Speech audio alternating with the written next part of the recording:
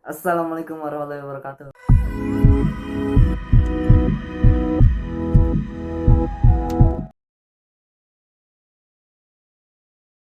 Jadi, COVID-19 itu merupakan virus yang bisa menyebar melalui udara ataupun benda-benda mati yang akibat terkontaminasi oleh pasien positif COVID-19. Nah, sebenarnya COVID-19 ini berasal dari mutasi gen dari coronavirus yang berasal dari kelelawar. Nah, kini COVID-19 mulai mewabah di penjuru dunia. Dan di sini kami akan memberikan beberapa pencegahan bagi kita semua. Yuk disimak video sebagai berikut.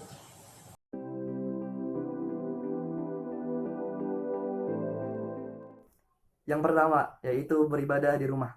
Seperti yang diinstruksikan oleh pemerintah, yaitu belajar di rumah, bekerja di rumah, dan beribadah di rumah.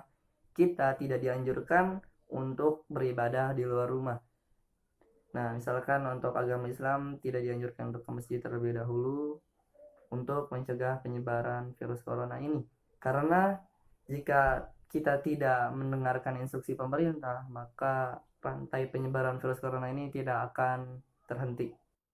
Yang kedua, yaitu menghindari kontak langsung dengan orang lain.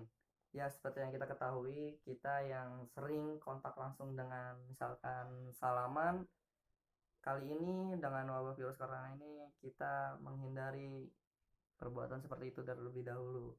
Kita usahakan jangan salaman kepada orang lain. Jadi kita menyiasatinya dengan salaman corona, yaitu seperti ini. Usahakan tidak menyentuh telapak tangan orang lain.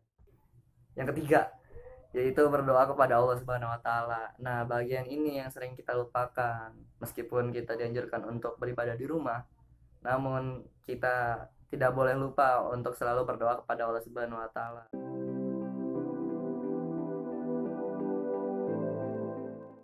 Pertama, cuci tangan secara teratur menggunakan sabun dan air selama 20 detik. Biar gampang, kalian bisa cuci tangan sambil nyanyi lagu Happy Birthday 2 kali.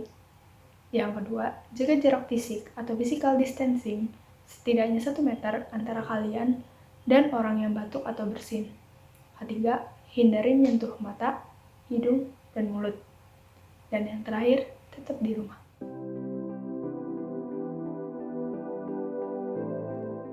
Kebijakan stay home yang diambil pemerintah yang mengharuskan seluruh warga agar tetap berada di rumah membuat pemerintah harus mengambil langkah penutupan sekolah dan peniadaan aktivitas pendidikan untuk sementara waktu.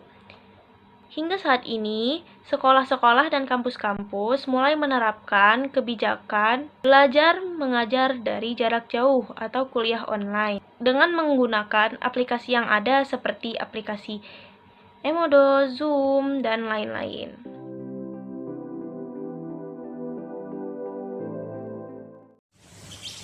Pencegahan sosial untuk COVID-19 dapat dilakukan dengan berbagai macam cara. Cara yang paling dikenal adalah dengan melakukan aksi physical distancing. Untuk aksi physical distancing, sebenarnya pemerintah Indonesia beserta WHO sudah menganjurkan sebelum mewabahnya COVID-19 di Indonesia. Nah, untuk kebijakan physical distancing sebenarnya tiap-tiap negara memiliki aturan-aturan yang berbeda-beda. Untuk pemerintah Indonesia, di dalam physical distancing kita dilarang melakukan aksi berkumpul melebihi 5 orang, dan kita juga dilarang melakukan kontak langsung terhadap sesama. Cara kedua adalah bekerja di rumah, belajar di rumah, serta beribadah di rumah. Saya sebut merupakan himbauan dari pemerintah Indonesia semenjak mewabahnya COVID-19 di Indonesia. Kini, himbauan tersebut merupakan anjuran wajib dilaksanakan bagi seluruh masyarakat Indonesia. Cara ketiga adalah tidak melakukan aksi berpergian jauh. Sebenarnya, penyebaran COVID-19 ke penjuru dunia ataupun penjuru Indonesia akibat diri kita sendiri. Kita melakukan aksi berpergian jauh, yang mana aksi tersebut merupakan aksi yang tidak peduli terhadap lingkungan kita bersama. Kita tidak mengetahui apakah diri kita sebenarnya positif COVID-19 ataupun tidak, dan kita juga tidak mengetahui apakah di sekitar kita ada terdapat pasien positif COVID-19 ataupun tidak.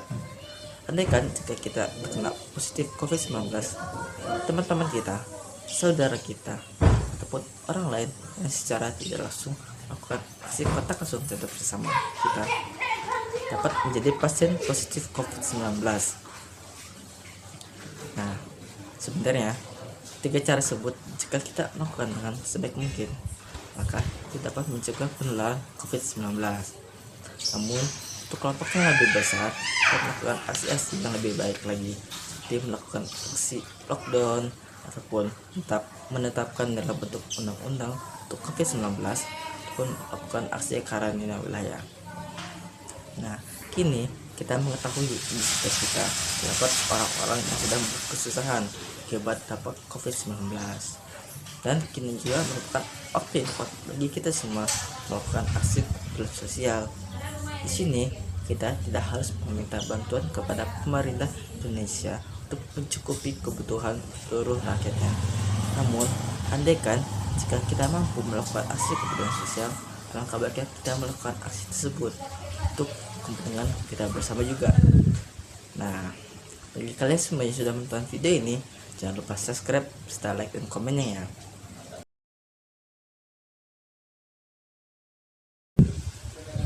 Dan juga kita mengucapkan terima kasih kepada Garda Terdepan sebagai pelindung kita semua sehingga mengurangi penularan COVID-19 dan menyembuhkan pasien COVID-19. Sini kita mengucapkan terima kasih sebagai gardinya kita di rumah untuk kamu, untuk keselamatan kita semua dan agar virus corona ini cepat berakhir.